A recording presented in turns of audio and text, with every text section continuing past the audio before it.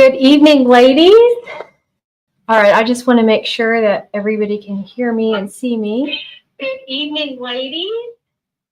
All right, it looks like it sounds okay. And can everybody, at least on Facebook or Instagram, give me a quick thumbs up that you can hear me and see me? All right, good. All right, it sounds like we are all good. So first of all, welcome to Thyroid Thursday. I do a Thyroid Thursday every Thursday night at 7 p.m. Central, and we go live for about half an hour. And I just want to, first of all, do my disclaimer. So anything that I say here tonight is not intended for health advice. It is general health information. Please do not stop taking or start taking or change the way that you're taking any of your medication. And attending a Thyroid Thursday does not establish a doctor-patient relationship. All right, so before we get started, I wanted to remind everybody that we are doing a thyroid transformation masterclass, and that is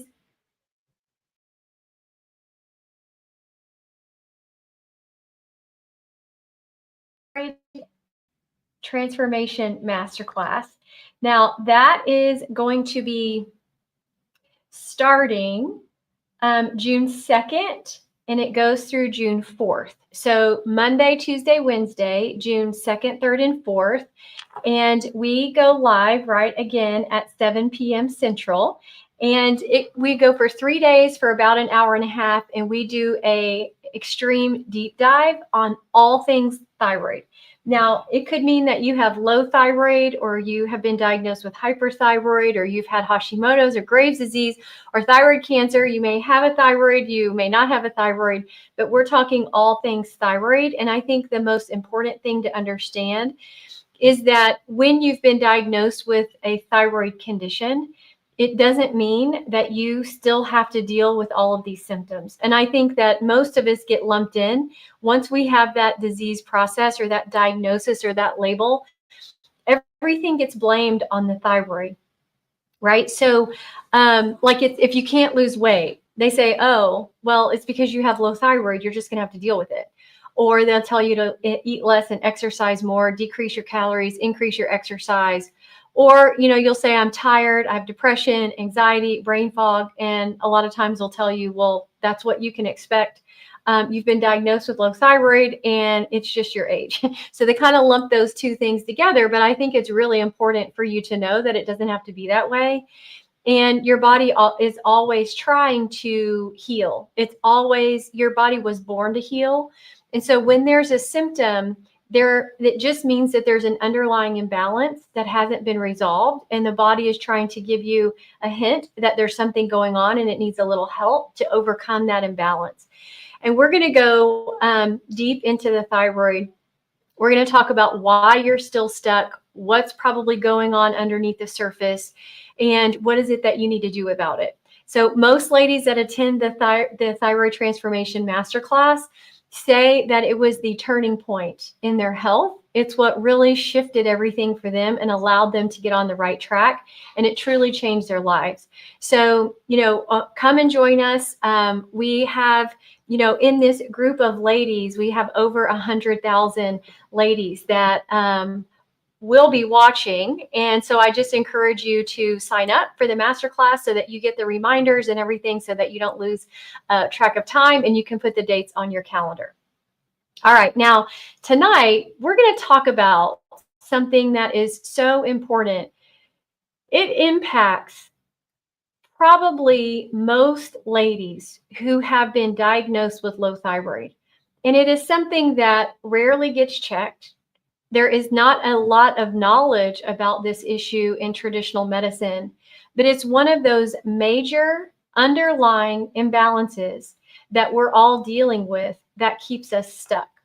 All right, so tonight we are going to talk about mold toxins or mycotoxins. Some of you may have heard about mold toxin illness, right, or mycotoxin illness. And this is very important because so many of us are dealing with it, and we have no earthly idea that this is contributing to our issues. All right, so let me share my screen with you, and we're just going to get right into it.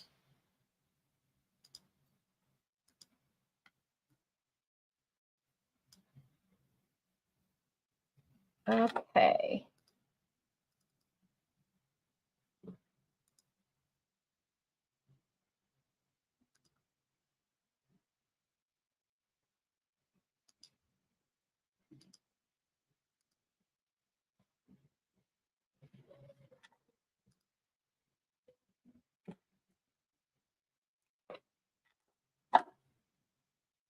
Okay, there's a little bit of a delay, but it looks like we are good to go.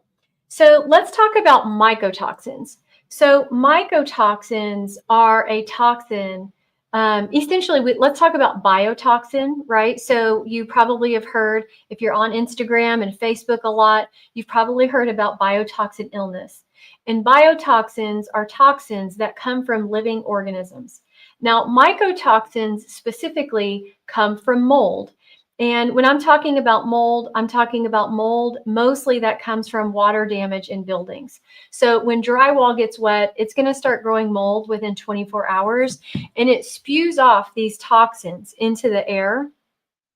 Now, these can be full mold spores, they can be fragments of mold spores. They all are impacting most of us negatively.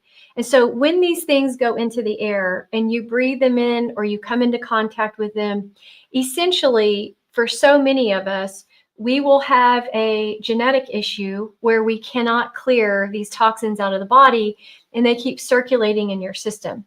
Now, the statistics show it's about 30% of the population have this issue where they can't clear these toxins. However, in my patient population, I think it's greater than probably 70 to 80%. I would tell you, I rarely find somebody who doesn't have an issue clearing out these toxins. So, for all of you ladies who have actually been diagnosed with low thyroid, the chances that you're dealing with biotoxins is very, very high. And I would say the large majority of people have most of an issue with mycotoxins or mold. So, mold, let's say it grows on drywall, like when drywall gets wet, it grows within 24 hours, it spews off these spores. Now, most of us, or for many of us, our immune systems cannot recognize these toxins and clear them out efficiently. So when your immune system can't recognize these toxins, it just starts to accumulate and it circulates and it creates a lot of damage in the body. And we're going to talk about what those symptoms look like. But these things accumulate over time. All right, so let's get into this a bit. All right, so let's talk about these mycotoxin symptoms. All right, I just want to allow you, I'm going to leave this up here. I'm not going to read through everything, but I think that this is so important because a lot of these things can also lay right over low thyroid. A lot of these symptoms can lay over blood sugar problems. It can lay over menopause, right? So it shares a bunch of symptoms. And so when we are working with someone who has low thyroid, it's very important that you get down to the root cause of what is creating these symptoms. If you don't get down to the root cause, then you're going to be guessing, then you're going to continue to have these symptoms. You're going to keep implementing things and you're going to end up with loads of supplements that don't really work, and you're going to find that it's very difficult to truly resolve these issues. All right, so if we just look at some of these mycotoxin symptoms, we're looking at fatigue, aches and pain. I mean, every patient that I talk to has those things. Headaches, chronic cough. A lot of you have chronic cough and you clear your throat a lot. Abdominal pain, joint pain, memory issues. Now, it's interesting with mycotoxins. It's very important when you have mycotoxins or mold toxins, it actually causes a very specific part of your brain called the cingulate in the basal ganglia to start to downsize or shrink. And what that looks like when we are in normal life is that you'll forget words in the middle of sentences. It'll be hard for you to focus and concentrate. It will be hard for you to retain new information. All right. And the really cool thing is once you clear those toxins out of the system, we actually see an increase in brain volume when we're looking at a volumetric MRI, and those symptoms go away. But remember, you have to get down to the root cause. And it's important that you understand that brain fog, memory issues is not normal with age, right? So the brain does slowly decrease in volume, but you should not see a significant decrease in your brain function over time. But unfortunately, because we have a habit of saying, oh, you have that brain fog, it's just your age, don't worry about it, that's normal. It's not normal, it's common, right? So remember that common does not mean that it's normal. The awesome thing is if you can figure out what's causing the brain fog, the memory loss, the inflammation in the brain, the downsizing of the brain, you can actually reverse that as long as it hasn't gone too far. All right, so blurred vision. I just talked to a patient today. She said, Dr. Heather, I get blurry vision. It kind of comes and it goes, and I can't really put my finger on it. Maybe it's because I'm looking at a screen too much. And I thought, as I was looking at her labs, it revealed that she doesn't clear mold toxins very well. And these mold toxins will sit on the optic nerve and cause an issue with your vision. Essentially, it makes you have an inability to detect contrast, right? So things will look blurry. And as these mold toxins go away, that blurry vision also goes away. I personally was dealing with that also. At one point, I was, had an office in an older kind of like warehouse building, definitely had mold. And I would be on my computer working and I'd be like, man, I think I need glasses. Like, what is going on with my vision? I do not know. I was like, am I hypoglycemic? No. I was just like so confused about why my vision was going. And then once I cleared the mold toxins and I got out of that building, I have no issues with my sight. So it's really important that you realize that so many of these symptoms that are on here can be related to biotoxin illness or mold toxins. All right. Now, let's look at the diseases or the diagnoses that are related to mycotoxin. All right. So Lyme's disease or tick-borne illness, that's a type of biotoxin. But interestingly enough, if you're going to clear Lyme's disease, you actually have to work on mold toxins first. And then 9 times out of 10, you don't even have to go down the Lyme pathway, but you always have to start with mold. Depression, chronic soft tissue injuries, IBS, bacterial infections, any learning disorder or attention deficit disorder. So many of you ladies, I'm seeing this more and more and more, which I never used to see this 10 to 15 years ago. But here lately, like probably over the last 5 years, I've started to see women who are postmenopausal all of a sudden be diagnosed with ADD or ADHD.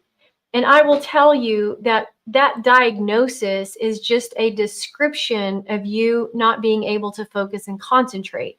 It doesn't really tell us why, but if we dig deep and we say, okay, that's a symptom, we're having a hard time with focus and concentration, where is that coming from? Is it a biotoxin or a mycotoxin issue? Is it coming from a blood sugar issue? But there's always an underlying reason. Instead, we get stuck in this model where we get diagnosed, we have this fancy name that really is just describing symptoms, and then we get put on medication that suppresses the symptom, but it never fixes the problem. If you have ADD or ADHD, it's diagnosed long-term or late term in your life, and you take a medication to suppress it, and you don't get rid of the biotoxin or the underlying cause, that underlying cause and that biotoxin just gets bigger and bigger, and it continues to impact your brain function. And so then you're never going to really get rid of those symptoms, or it's going to show up as something different. All right. Alzheimer's, Parkinson's, this is huge. MS, this is huge. Diabetes, these mycotoxins or mold toxins will actually sit on insulin receptor sites. And it increases insulin resistance. It makes you gain weight. The more insulin you produce, the more weight that you're going to gain. And it's very, very important that especially if you're dealing with a thyroid issue or an underlying autoimmune issue, which most of you who have a thyroid issue have an autoimmune condition, it's very important in order to stabilize your immune system you have to stabilize and optimize your blood sugar. And you're never going to be able to stabilize and optimize your blood sugar and reverse insulin resistance if you have a high toxic load. All right. Now, most issues with the brain can be related to mycotoxins. Now, here's the types of mycotoxins that we deal with. Mold is the most common, and mold is always really where we start. And then you can work your way down the list if it's appropriate. But mold, Lyme, Ciguatera, Pfiesteria, dinoflagellates, most of these you get from fish. Now, it doesn't mean that every fish has these, and you don't necessarily need to be scared to eat fish. But like, you know, when you go to the beach, I was raised by the beach in Corpus Christi. So there were times where we would go to the beach, or on the news, you would see a news story with all of these fish that were dead that washed up onto the shore. And that was red tide. And we knew to stay out of the water, and we knew definitely not to eat any of the fish at that time, because that is a mycotoxin, right? Red tide contains mycotoxins, and it can be very detrimental. Cyanobacteria is derived from blue-green algae. When I lived in Colorado, some of the reservoirs at times would be closed off, and they would say, don't let your dog swim in there. Definitely there's no swimming allowed, because the cyanobacteria count was really, really high, and they contain a lot of mycotoxins or biotoxins. And if some of you have issues, if you got bit by a northern recluse spider or a rattlesnake, your body doesn't clear that venom very well. I once had this patient who came in, and I did, all of the extensive testing that we needed to do. She was type 2 diabetic. She had Hashimoto's. She was on diabetic meds, blood pressure meds, statin drugs, thyroid medication. And she would be considered obese. And as I did all of her labs, I found out that she didn't clear toxins well. So we went through that, and essentially she didn't clear all of these toxins. And she didn't really say anything. She was just concerned at the time, and we were kind of looking at what do we need to do to work through these issues. Okay. And so as we started to clear all the toxins, and as she started to go through what I have created a deep detox phase, her foot got really big and swollen. And I was like, she came into the office and she said, Dr. Heather, I didn't tell you this, but she said, when I was 5, I got bit by a rattlesnake, and I did not tell anybody. She said, I didn't tell my mom, because I thought I was going to get in trouble because I was out in the woods and I wasn't supposed to be out there. So she didn't tell anybody. And essentially she started clearing all of that venom, but it was being stored in the body, which was really pretty crazy. Okay. Now this is the genetic test that you would do to see, do you have a biotoxin issue, right? So this is called HLA-DRDQ. And it tells us, do you have an issue clearing out biotoxins? And I wanted to show you an example of this and what this might look like.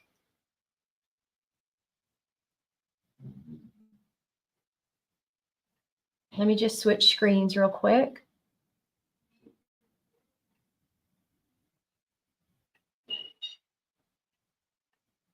Okay, so this is an example of somebody that I had today. And all right, so when you do the genetic test, there's a bunch of numbers that come up. It's hard to understand or interpret. So we go to this website, and it helps us determine what somebody might be dealing with. Now, this particular patient was dealing with, she had 2 haplotypes. One was multi-susceptible with chronic fatigue, and one was mold susceptible. So if we click here and we say, tell me more, mold susceptible, again, means that when you come into contact with mold, and we're mostly concerned with mold that comes from water damage in buildings, essentially this lady could not clear these mold efficiently, and it continued to build up in her body. Now, along with this gene type, she has additional disease risk of type 1 diabetes, lupus, celiac, Sjogren's, Addison's, MS, and Graves' disease. Now, it doesn't mean she's going to get these diseases, but it does mean that she's at a higher risk of turning these things on the more imbalances she has going on in the body. Now, there's genes are not all good and bad. They're kind of a mix of everything. And she does have some disease protection against alopecia. Now, the other gene haplotype she's expressing is multisusceptible with chronic fatigue. So this means that she cannot recognize and efficiently clear all of these different mold toxins, right? These mycotoxins. Or biotoxins, I should say. So she also has an increased risk of chronic fatigue. Now, it doesn't mean she has chronic fatigue. It just means the more imbalances she has, the more likely these are to show up. Now, she has additional disease risk of type 1 diabetes, rheumatoid, Alzheimer's, Addison's, and alopecia. And she has some disease protection against type 1 and Parkinson's.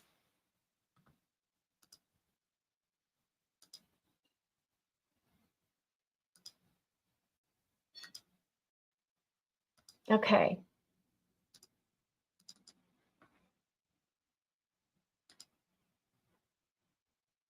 All right. Now let's keep going. All right. So where do we come into contact with mold? Right. So mold, I would say 50% or more of the buildings in America are contaminated with mold. All right. So that's our houses, it's hospitals, hotels, schools, office buildings, churches, where buildings that have a lot of people that go in and out of them, right? Like in schools, you're going to get roof leaks. You're going to get a roof leak in any building, right? My son, I have a story to tell. I think it's important. My son was going to a school that had moved into like an older school. So they purchased a new building. It wasn't new. They purchased an old building, but it was new for that school. And so they shifted schools. And my son was having a really hard time. First of all, he had a lot of stomach aches. He missed a lot of school. And I was like, how in the world does my son have so many stomach aches? And I'm a functional medicine practitioner. And his diet was clean, no gluten, no dairy, no soy. I did find out that he had a pretty significant egg sensitivity. Like if he ate like a lettuce wrap sandwich and they put mayo on there, he would get a stomach ache. So we got him off of eggs completely, and I was still having issues with his stomach and him not being well. And that was about the time, that was like, he's graduating from high school tomorrow, but that was like probably he was probably in kindergarten or first grade, maybe second. So it was quite a while ago when this whole mold stuff started coming onto the scene, and more research is coming out about it. But I kind of put two and two together, and his teacher was always sick. I would get an email from the class that like 12 students out of 15 of the class were homesick with strep throat. And so I kind of started putting two to two together. And he was having a hard time with his cognitive issues as well, meaning like he wasn't able to memorize words or multiplication tables and things like that. And his teacher was like, yeah, he probably might have a learning disability. I was like, he doesn't, but that's okay. I'm the doctor and the mom, so I'm biased. So I went and had him tested, and no learning disability. They said he just was cognitively not where he should have been with his grade level. And so I took him out of that school. We went to a new school. I got him a lot of cognitive training, and I put him through a mold detoxification program. And I also did his genetic testing, and he cannot clear mold. He has 2 genes for mold susceptibility. After we cleared all the mold, there's no stomach aches. He's not sensitive to eggs.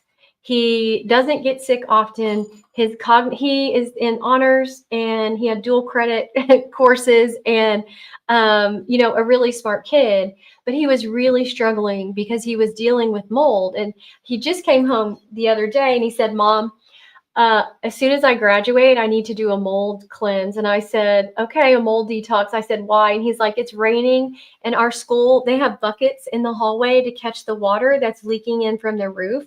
And he said, those ceiling tiles, they're all drooping down and caving in and falling on the floor. I'm like, oh, dear God. You definitely need to do a mold detox when you're done, but we're going to wait until you're done. So anyway, it's in schools, it's in hospitals, hotels, houses, office buildings, churches. So anywhere that they can have a water leak. Like I said, mold grows within 24 hours. And especially if you are in a more humid climate like we are here in Texas. But even you ladies who are in Arizona, who are in Colorado, who are in more of a dry desert climate, you still have issues with mold. Because the buildings are built efficiently, it's going to be easy to create an environment where there's a higher level of humidity. And there are also molds that thrive in low humidity. So it's important, if you don't clear mold, you're never going to stay away from it completely. You just don't want it to accumulate in the body.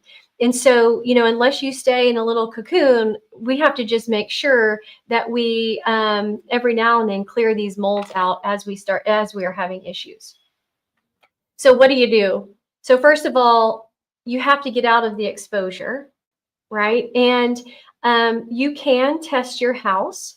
Air sample testing is not always accurate for the amount of mold that you're going to be exposed to, because when they air sample, they're only really catching the intact spores, and it's only 0.2% of the spores are intact. So you're missing a huge load of mold toxins if you're only looking for the whole spores, and you're not really taking into account the air fragments. Okay.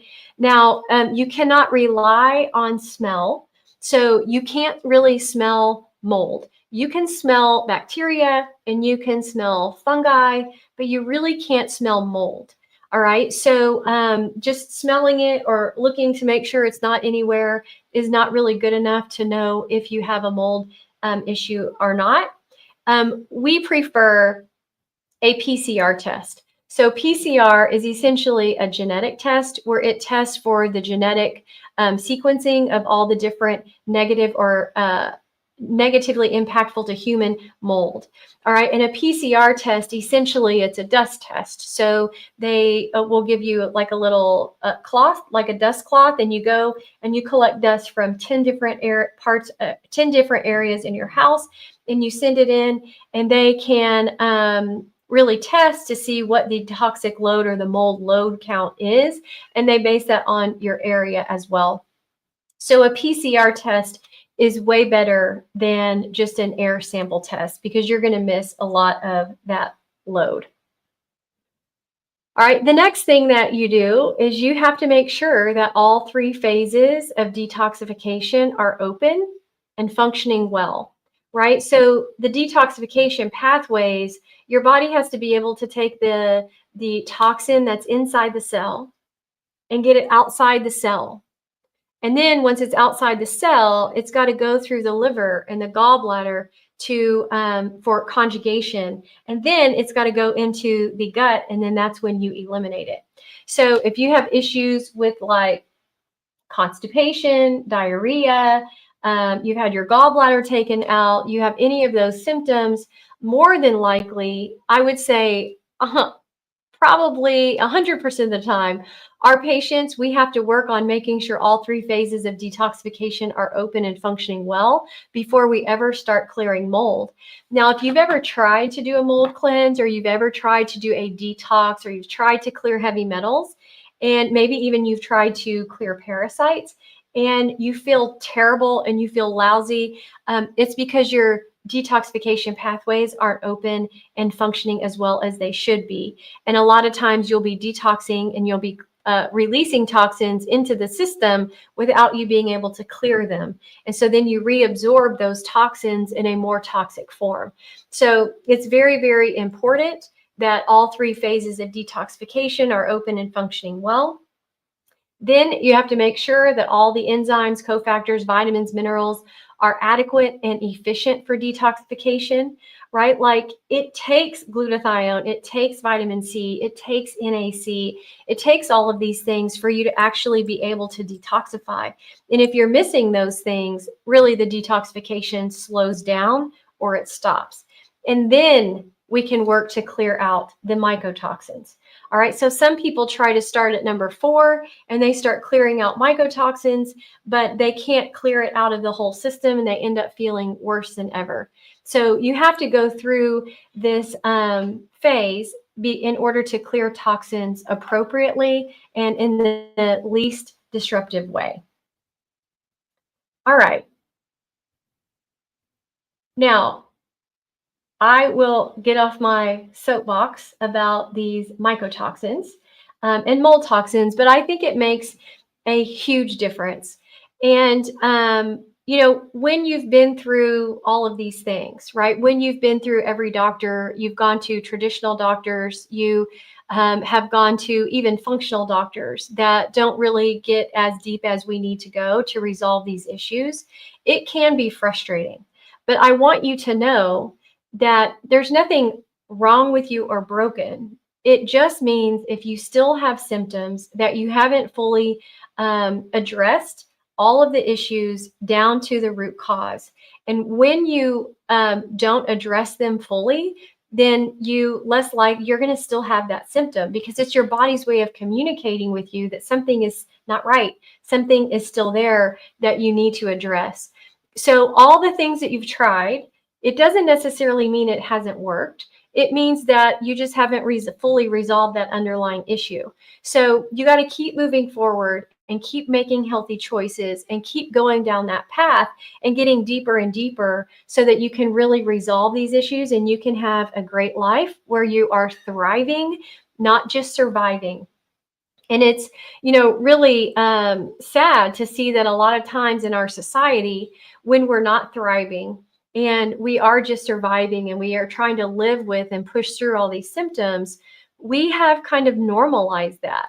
And we don't have to normalize that. It's not normal. Your body's telling you something's not right. And so we just have to get down to the root cause. And that way your body starts to heal. At any age, your body starts to heal, you create balance in the body, and then you start to thrive. And when you're thriving, your creative centers turn on in your brain. You start to get passionate about things again. You start to do your hobbies and your activities. You start to get creative and do your art that you like to do. So I just want to encourage you and tell you that it is possible for your body to heal.